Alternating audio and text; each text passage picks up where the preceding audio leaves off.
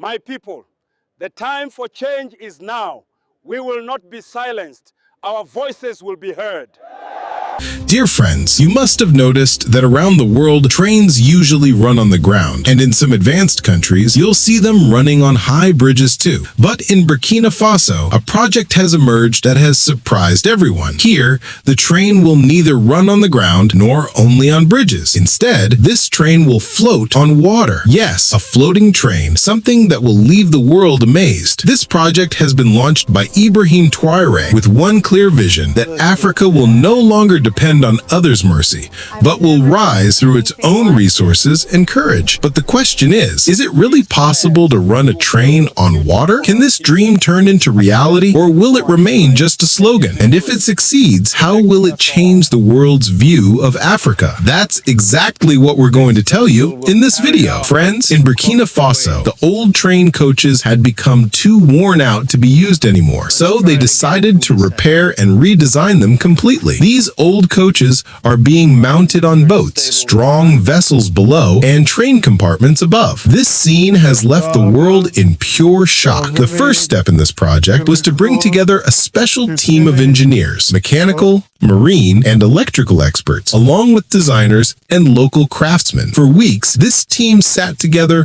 brainstorming how to give these old train coaches a new life, so they could not only float safely on water, but also provide passengers with a safe and comfortable journey. They first built a small model, a tiny wooden and metal boat with a miniature coach on top. Then, they tested its balance on water. At first, the model wobbled. Sometimes it tilted into the water, but the engineers worked day and night until they found the perfect angle, the balance that kept the coach completely upright and stable. Then came the next challenge, the engine, because if it were just a floating box, it would simply be called a boat. But the engineers decided it must have a powerful engine, one that not only moves the vessel, but gives the full feel of a real train. They explored different engine options. Diesel engines were cheaper and more common, but they polluted more. So, they also studied hybrid engines that could run on both diesel and electricity. Some models even included solar energy systems, so part of the power could come directly from sunlight. In the end, they decided that the first phase would use diesel hybrid engines, strong, reliable, and less harmful to the environment. The engine was fitted in the lower boat section, while the upper train coach was furnished with modern facilities. Now about the seats. The old rusty and stiff seats were removed. In their place, soft cushion seats were installed. Each coach can now carry at least 60 passengers,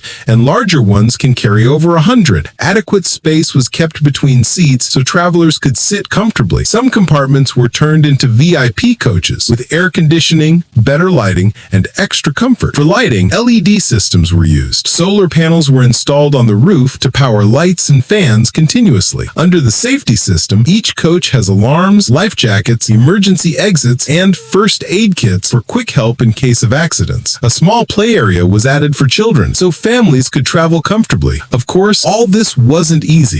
The engineers faced many difficulties. Sometimes the coach was too heavy, sometimes the boat tilted, sometimes the engine position wasn't perfect. But after relentless effort, they solved every issue. Finally, a complete prototype was ready. It was placed on the water, and for the first time, this floating train stood firm and steady in the middle of the river. The people around clapped and cheered, many with tears in their eyes. Some old farmers raised their hands in prayer, hoping this project succeeds so their lives could become easier. Now just imagine the public benefits of this idea. Earlier, farmers had to walk miles or use animals to take their crops to the city. Roads were rough and much of their produce spoiled on the way. But now they can sit comfortably on this floating train and carry their goods with ease. Workers who used to spend hours traveling for daily wages can now reach their destination faster. Students who needed to travel far for education will have a safe, affordable, and easy ride. Women and children have separate sections, ensuring a peaceful journey. From an economic point of view, this project has created thousands of jobs for young people. Local workers are cutting, welding, painting, and fitting these old train parts. Small workshops and factories that were once closed are now running again. Demand for wood, iron, plastic, and other materials has risen. This project has turned into a mini industrial revolution. The world's reaction has been fascinating too. At first, Western powers and global institutions nations laughed. They said it was impossible. They said the train would fail in a few days. But when the first floating train successfully sailed, those same people were stunned. Some called it a new beginning for Africa. Others admitted that Burkina Faso had achieved what many developed nations couldn't. This project isn't just about transport, it's a declaration of independence and dignity. For centuries, Africa was told it couldn't do anything on its own, that it always needed help. But now, this floating train is telling the world that Africa will build its own future. It's also a symbol of unity,